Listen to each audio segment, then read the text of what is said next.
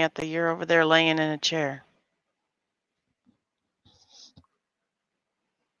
All right, let's make sure that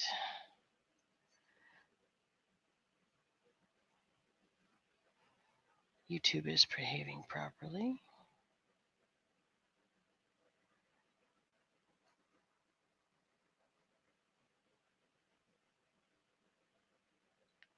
And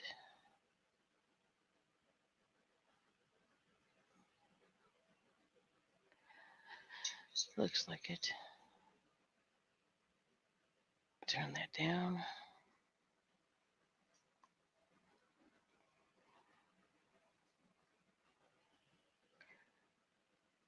All right, so we are going to give people a couple minutes to show up, and hope everybody's having a great Saturday. Unfortunately, this missing boy from Colorado, they still haven't found him, and so I was gonna give the latest update and see what anybody else had to say. You're making soup. Lovely. Soup sounds really good right at the moment. Samantha is sleeping in the background, so I don't think you can see her. You might if I move, but she was at a dance last night, so she's a little wiped out. So I will read the latest update we have.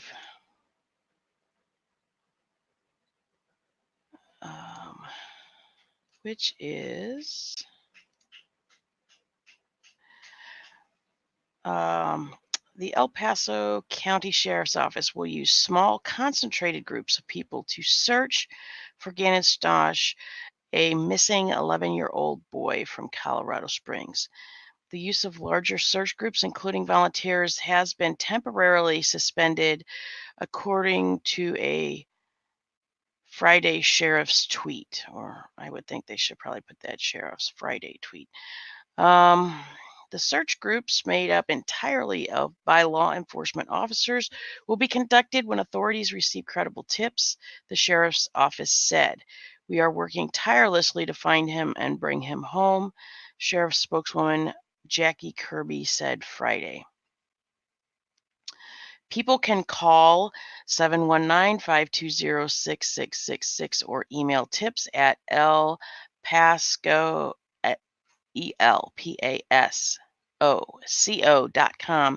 to leave tips. Are you there? Here I am. Yeah, I know. I was just sitting backstage. I don't know what I was doing. Hey, yeah, because I have to put you in, and I was reading an article because okay. You're late. I know. I'm sorry. I'm sorry. Our neighbors. It's okay. Went to the hospital. It's fine. It's fine. Okay. Gannon was reported as a runaway, but El Paso County Sheriff's officials later categorized him as missing/endangered. His stepmother told investigators that the last time she saw Gannon was on the afternoon of January 27th when he went to a friend's house. A neighbor, 49-year-old Roderick Drayton, said his home surveillance video showed a female relative and Gannon get into a truck that morning. When the woman returned home about 4 hours later, only she got out of the truck and went inside. Drayton told the Denver Post in an interview. Tell your readers to keep the Stauch family in your prayers, Kirby said. It's just a horrible situation. 4th Judicial District Attorney Dan May has visited the Stauch home, and the crime lab will be there for the next few days as evidence is collected and processed, the sheriff's office said Wednesday on Facebook. Hundreds of volunteers, law enforcement officers, search dog teams, and horse-mounted deputies have looked for Gannon since his disappearance. Authorities have also used a submersible underwater vehicle with sonar to search for the boy in unspecified bodies of water. The FBI and National Guard also have been involved.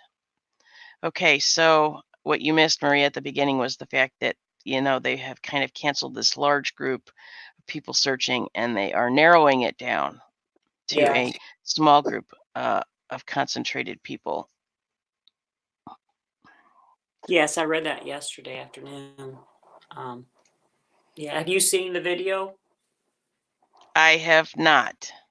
The video of someone putting him in a car, in the I truck, have red truck. not. Okay, Have well, you? yeah, I have looked at that, and her daughter has a YouTube video has a YouTube channel also. She's just adorable. She's beautiful, beautiful girl. She's a college girl and stuff. And she has a video on there. Actually, there's a video she put up 5 months ago that has them going on a hiking trip to the Garden of the Gods, and like I said, I was telling you the other day, I've been there, Right. when we were in Colorado and stuff. So, and she did, she has like maybe about 5 videos on her YouTube channel, not that much. And like I said, the last one was 5 months ago and stuff, and she's just doing where they're on there, and you can see him in the picture. In the video and stuff, and it's her and her stepmom, her mom, and then the little sister, and Sorry, then that's Lemon.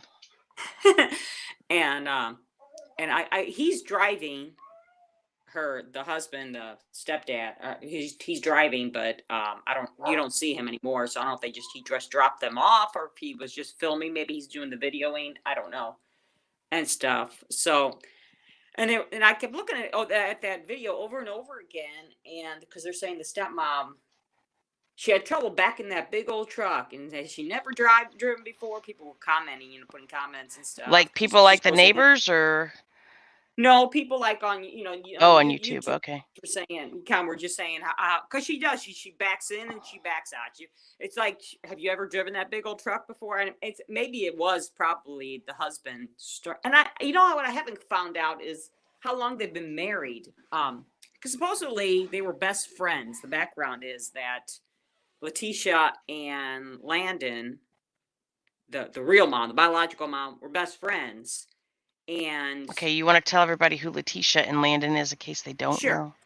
Okay, Letitia is the stepmom in this story, and Albert is the father of Gannon, and Landon is Gannon's real mom, the biological mom. And Landon and Letitia were best friends, and then Letitia had an affair with her husband, which is Albert. And then I guess she found out, and so they got divorced, and all of a sudden he's married to Letitia. Okay, Letitia has the daughter there, and I think she has a younger daughter as well. And so, but what I don't understand why Gannon was living with them and not with the biological mom. But I'd heard reports yesterday that the reason being that, because she had said in an interview, I don't know if you saw the interview of the stepmom. Everybody's kind of talking about the stepmom's interview because of how it seemed she was all about herself, me, and I can't believe people are accusing me. And when he comes back, everybody's going to owe me an apology and stuff. And I can't even go home because apparently she's been kicked out of the house, and her husband is taken back in. The ex-wife is staying there now, and she's been kicked out. Her and her daughter's been kicked out of the house, which makes no sense because if it's her house, right? I mean, okay, the kid's missing, but why would you be kicked out of the house? That doesn't make any sense. And then the neighbor happened to not be able to sleep one night, and he decided to comb through his surveillance video again, and he came across that video, and he said he took it over to the father right away, and the father looked at it and started crying, saying, she lied.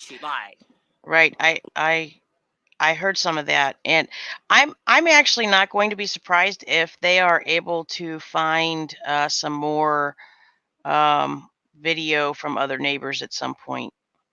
Right. Yeah, because everybody's got those videos and cameras and stuff now. There's you can't almost do anything anymore without right doing something, and it was a lot like Chris Watts. They were comparing to Chris Watts because you see her backing the truck, and you don't usually see them those people backing the truck into their driveway, and that person happened to be backing the truck to the driveway, and then Gannon comes out, and the person walks out of the truck, and helps that Gannon in, and it looks like he's not walking very well and stuff. And this was like at 10:13 in the morning on Monday. Now the stepmom said she hadn't seen him. The last time she saw him was after school, which she didn't actually go to school that day because Right, he had a because he was stomach ache. sick or something, right? He had a stomach ache, and she said that he went to a friend's house at like 3 something. But at 10:13, he gets into the truck. The truck goes away. 4 hours later, the truck comes back, backs up again to the driveway. The driver comes out of the truck, but Gannon is nowhere to be found. So, but the more I look at that video and stuff, and it's hard to see completely. I mean, there's not a crystal clear until the actual police actually, actually released the whole Hi, footage. Carly. And Carly says 2015 married Albert. Okay, 2015. Okay, so it's been about 5 years or so that they've been married. Okay. I don't know. Apparently she's got a record, the stepmom does. But it was years ago. She had some kind of altercation. So she has a record and stuff. If you watch her interview and stuff, that she's everything's about her, everything's about, well, Right. Gannon is not dead. When Gannon comes back, everybody's gonna owe me an apology. Even my husband's gonna owe me an apology. She's going on and on about that, and they had not arrested her, so apparently they don't have enough to get her. But well, I mean, I do think that everybody still hopes that they're going to find him alive. I think, I mean, we all know the statistics of, the longer the children are when they're missing or gone, the less likely, if they're not actually a runaway, which nothing really leads you to believe that he actually ran away. Yeah, and I know they're looking in the I think they were looking in the lakes and stuff. The last I had heard. That was the last I had heard until I read that this morning, that they were kind of calling off the big search parties and narrowing it down to just police going on leads and concentrating their searches. Yeah, the video that the neighbor had and stuff. The more I look at it, it doesn't look like the stepmom getting into the truck and helping him into the truck. It looks like a person that has a little bit longer, leaner frame, a little bit longer stride as they walk and stuff. And that's why we kept going back to the daughter's videos and seeing how she walked and stuff. And kind of, it looks like more of a younger person getting into the truck rather than the mother. Yeah, and helping the kid in there. And I'm like, I wonder if there was some kind of accident. Me, I got a lot of these theories, but I wonder if there was an accident. If you were a mom and your kid happened to have had an accident with some other kid or whatever, the other kid had an accident and something happened, and that your kid was involved in some kids, gotten hurt or whatever and stuff, you would cover it up. You would lie, Just because people lie doesn't always mean that they're guilty of actually doing the crime. Well, in my defense, I don't think I would try to cover that up. I would like to think that, I would, I mean, obviously you do want to protect your kids, but if they also have to take responsibility for their actions. So I think, yes, some people would be lent to cover up, and some people not. So that does make it hard to figure out if it's possible that, well, okay, so like you're saying, if somebody else was involved and there was an accident, but we have seen other cases where parents help their kids cover up things, and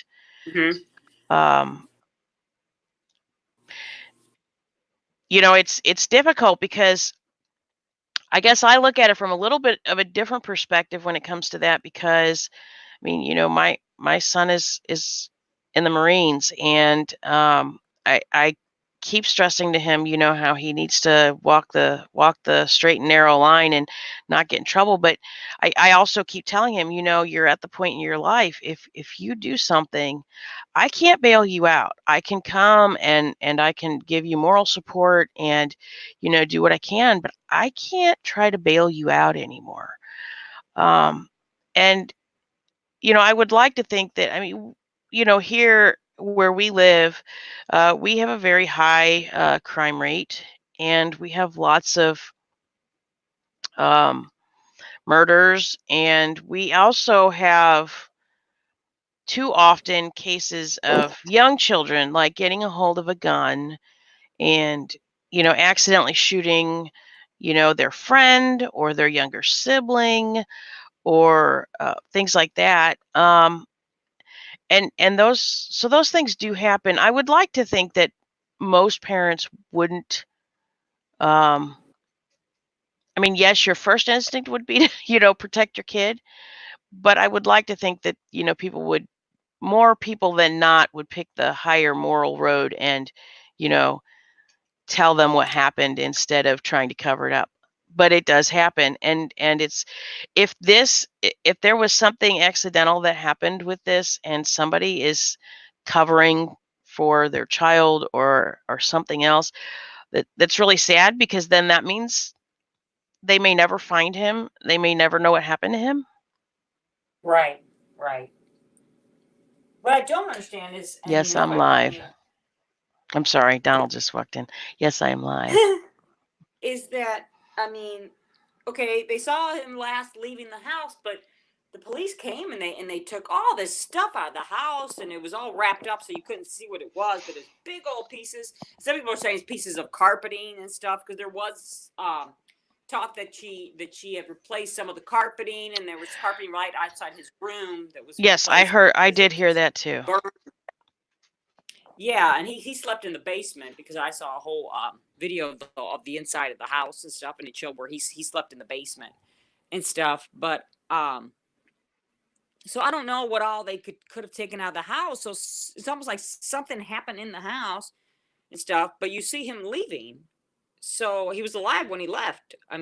Was he in the best shape? I don't know. He didn't look like he was walking perfectly, but again, it's hard to see in the one video that's out right now and stuff, and we don't know if that's the whole video.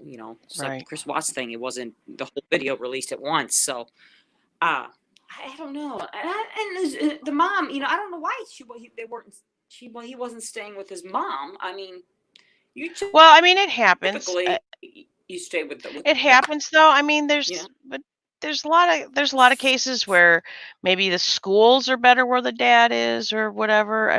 There are certainly, or maybe maybe the mom's going through a rough time in her life and says, hey, is it okay if he stays with you until I get my shit together, whatever.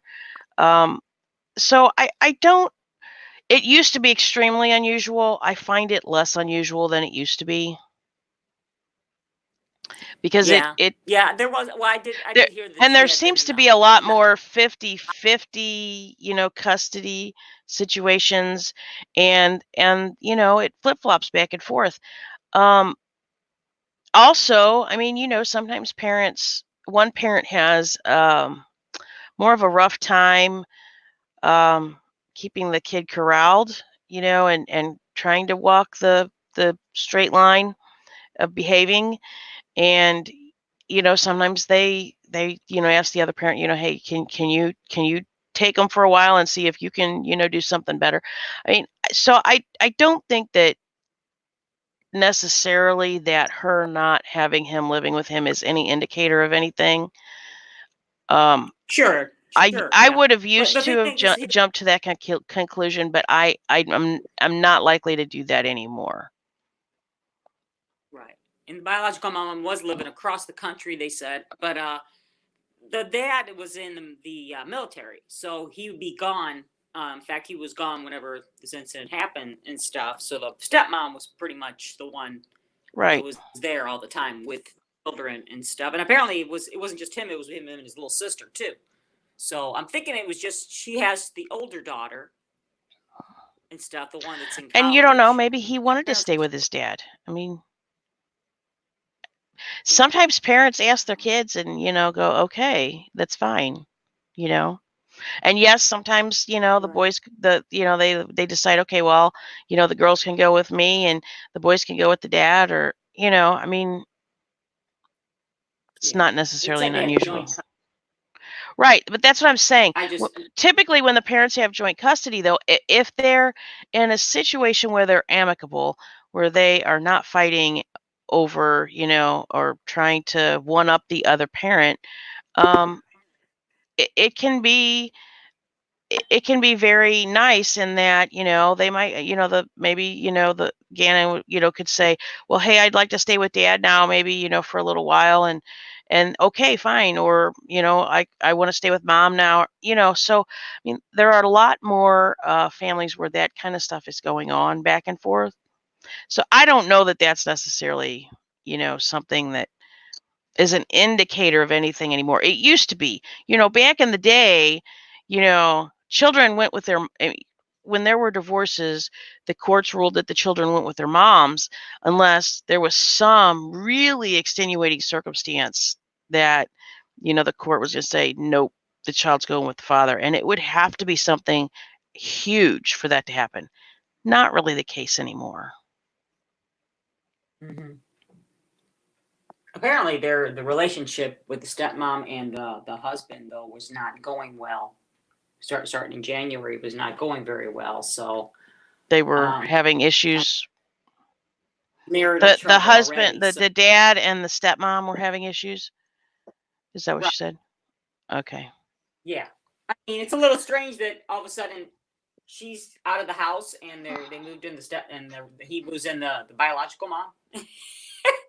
I mean, Well, usually I stuff like mean, this will bring you back together, but well, you also have kind to of add crappy, there's another you know? factor in that. If he's in the military and he's, like that's a whole other factor that plays into their family dynamics also. Because that's not a usual situation. I mean, it is for military families, but it's always a difficult lifestyle. And particularly, I would imagine if you have children and you've been divorced and now you have a new wife, um, I would think that having a military lifestyle on top of that just adds more problematic factors to your family life.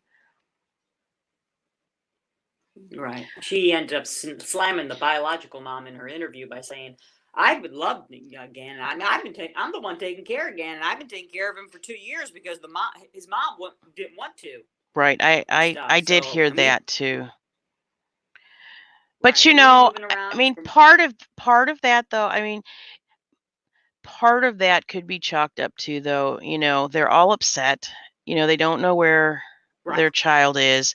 And it is natural to try to start playing the blame game. A lot of marriages break up when children get murdered or accidentally killed or there's some sort of accident, and a lot of it really boils down to the blame game. The the spouse blames the other one for what, not on purpose necessarily, but it's just a normal reaction. So for, the stepmother to react and make those kind of statements, to me isn't unusual because, they have this huge incident that's happened in that this child is missing and they don't know where he's at. I mean, you kind of walk in and you give everybody kind of the benefit of the doubt when you're not when you're law enforcement, but when you're on our end of the thing, we're way outside watching it, looking in on it. You give them the benefit of the doubt until they do something that gives you something to say, oh, well, that doesn't make sense, or they lied about this, or, to make you question their sincerity. But it would Right. be extremely normal for her to go, or to feel defensive in that, well, I didn't have anything to do with it, but you've been this terrible mother or whatever comes out of your mouth. Um, I don't think it necessarily indicates anything either. Only because I can't imagine what your reaction would be if, all of a sudden your kid is missing. Obviously, if you had something to do with it, that's a whole different thing. But if you look at it from the perspective of you're not really going to accuse either of the two ladies of doing anything, it would be fairly natural for them to blame each other because they're traumatized by the fact that this child is missing and they don't know what's happened. Right. Right. And it's sad. Know. There's been so many of these. I mean, the last missing child unfortunately ended very, very tragically. Right. Harley. With what appeared to be an accidental death. And I guess for those of us who are curious at how people operate and why people do the things that they do, the fact that we have access to all this information. I mean, before, if it wasn't on national news, you didn't know it was going on. I mean, so we didn't know about all these missing kids or, all of these serial killers, and in the way that we get the information pretty much live time now. You would have to wait for the news to come on and then go, oh, okay, this happened today and this happened. But if it wasn't on a news station that you were watching or that somebody else was watching and then told you about the next day at work, you had no clue that this stuff was going on. But now, we've got all these news feeds and streams, and as soon as, everybody's racing to tell the story first. So we're seeing all these things going on, and we know that they're going on now, and yet we're not able to keep so many of them from happening. People study people that are committing these crimes and trying to figure out what makes them tick, indicators to be able to figure out if there's a way to see it coming and maybe treat them ahead of time so it doesn't get to this point. And we're still not, I don't think, in any better of a place than we were when we had no idea that all these things were going on. Of course, now we have people also trying to do things to get in the news, which causes other issues. But it kills me that all these kids are going missing, and then you have, kids that are a lot more kids are committing suicide because of bullying on the internet and all these things. It's just terrible. It is. I would hate to have grown up in this time period. Honestly, it's just unbelievable the things that these kids have to deal with, and then all of these kids going missing, and then kids in their school and their friends, and they're all having to cope with this. Right. Yeah. I wouldn't want to live in this time either, because now back when we were growing up, it was, well, you get teased at school and whatever. Oh, there's Yeah, a you and your boomerang, friends and them and their friends, you might have gone and had a fight and then it was over. And yeah, back when we were kids, the biggest thing was, everybody ran outside and everybody in the neighborhood played together, the girls and the boys, and everybody rode their bikes and played ball in the street or whatever. And then the street lights came on and everybody went home. You didn't. Now, they could slander you by morning, and by afternoon it could be across the country to in other countries. The way they plan you now and stuff, they could post stuff, and these kids don't understand. They put stuff online; it's there forever. It's not just Exactly. up and temporary. You put that up there, and then it gets shared and tweeted and whatever the heck, all the stupid things on and stuff. I mean, it'll go all over the place. Right. And stuff, and you have destroyed that life. And yeah, I've heard of countless beautiful girls that have just committed suicide because of and I'm thinking, oh my gosh, I mean, I keep thinking, well, tomorrow's another day, don't, but they're not thinking that. They're like, oh my gosh, well, everybody knows it's become so easy to, well, back when we were growing up, getting bullied was limited to talking to them on the telephone, running around in the neighborhood and seeing them there, or seeing them at school, or whatever, if you were in scouts, or any of those sports, whatever. But when you were at home, you were safe. You didn't hear it, like nobody could badmouth you. And where now they're on their phone, their tablet, their computer, and um, it invades your home. I think that's part of why. Right. I mean, even adults have such a harsh reaction to the things that people say. I mean, I've seen it happen in people's live streams in the chat, right? Somebody you don't even know that probably lives halfway around the world, you know, makes some sort of derogatory comment to you, or disagrees with you, and says something unkind in the comment, and then it sparks this thing when honestly, who cares? Who is that person to you? But because, you're sitting, I think some of it is you're sitting in your home and you feel safe in your home. And then all of a sudden, there's this comment that you're reading that's attacking you directly. And you're like, well, what the heck? And, you're supposed to have this feeling of safety and security in your home. Yes. And I think that's part of it. I really do think, I don't think that that's like in the forefront of anyone's mind when it's happening, but I do think that it is part of the process of why people get so mad and riled up and on the internet, because people are in your home saying these things.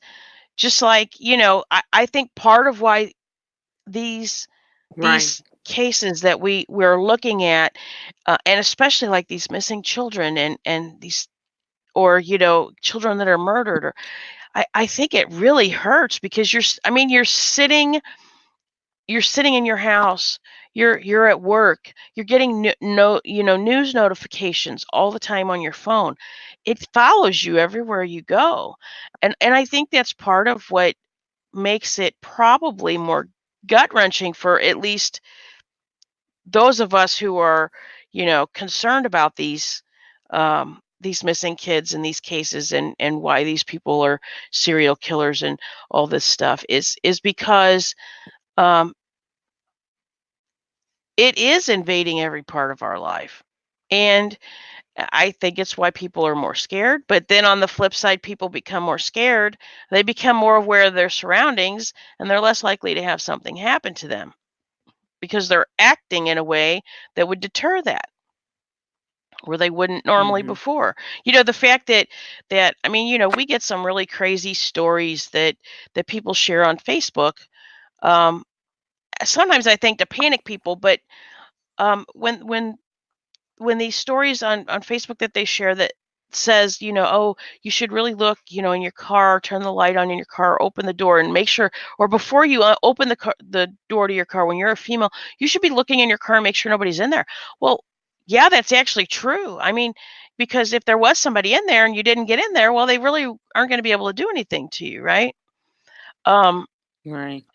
But people thought about those things before, but only if they'd heard something had happened to somebody they knew, right? Or it was a story on the news, and the news reporter would say, hey, there's a rapist running loose. Women need to be very careful, and don't, make sure you're walking in pairs to your car, and all this kind of stuff.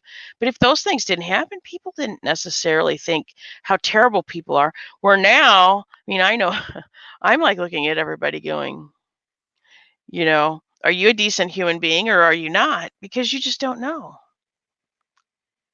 Right. As we've seen with the cases of the people being married for years and years, and all of a sudden the husband They're ends up killing killing each other, everybody. right? No. Right. Well, yeah, or one of them is, well, I mean, it does typically seem to be the males that are wiping out their families, but then they wipe out their families. It's just it's really a shame. Yeah. But And, it's the and then your home times, used to be your safety.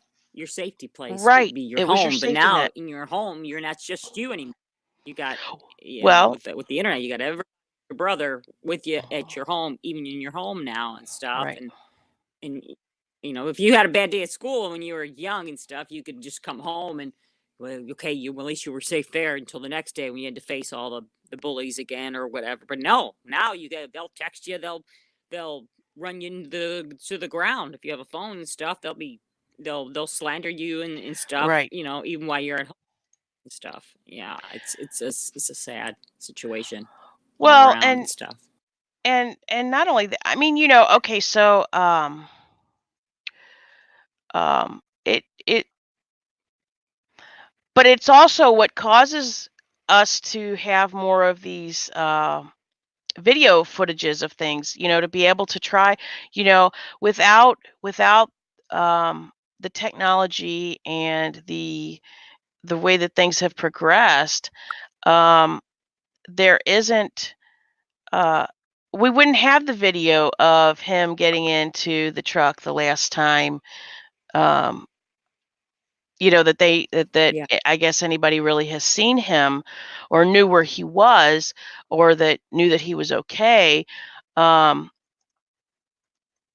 um, so I mean, I guess it's it's a double-edged sword in that because people are more aware of uh, crimes going on, and we're more vigilant and we're trying to be more safe, we're getting to the point where, yes, you're right, you're not going to be able to go outside in your yard and plant a flower without it being on a camera somewhere, whether it's your own or somebody's ring doorbell across the street.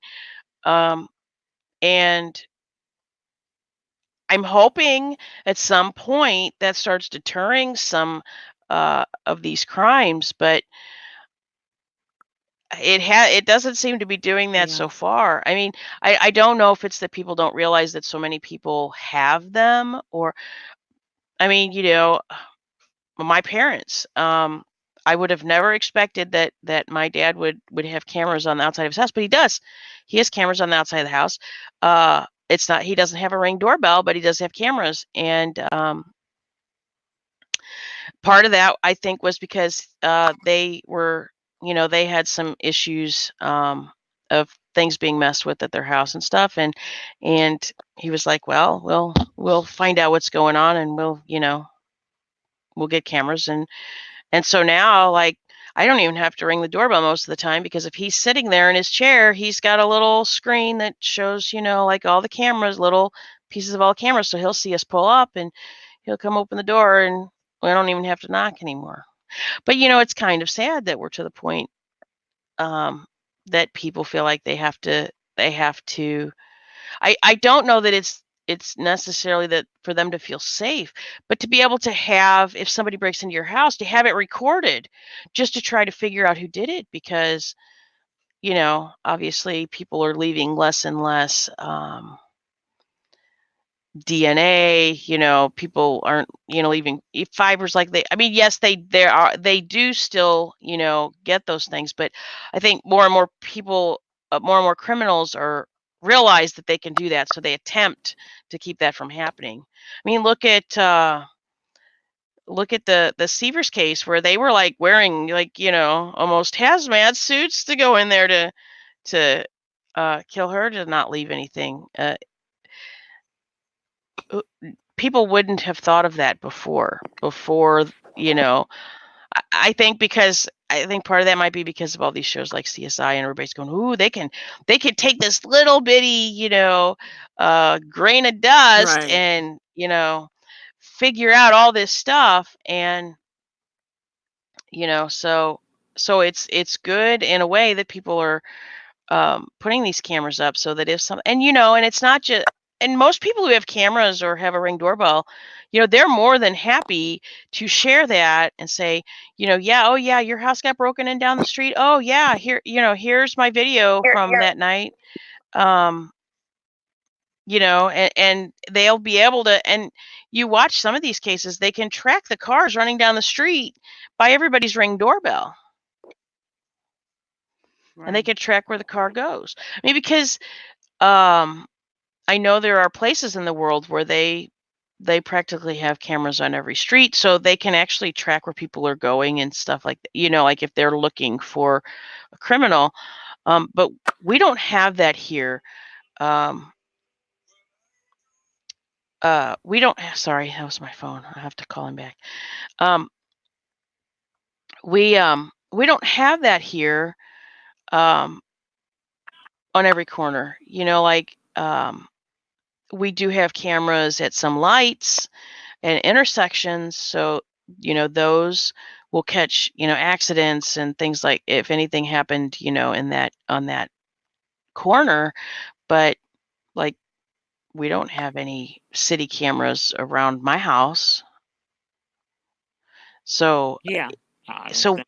right, I think eventually there, I mean, I know here, I did see that they're going to put up more cameras, red light cameras. So that would be more surveillance, but it's really kind of a shame that we feel like we have to have cameras everywhere to be able to figure out who's committing crimes, because there's just so many of them.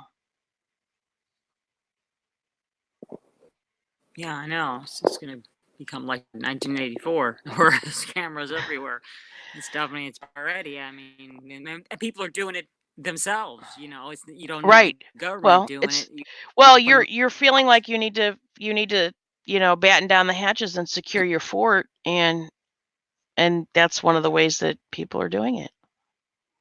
I mean, even cops now have to have those cameras now. For their own protection, because there's been so many attacks on cops, and the cop did something wrong. And I'm not saying all cops are legit, but not all of them aren't legit either.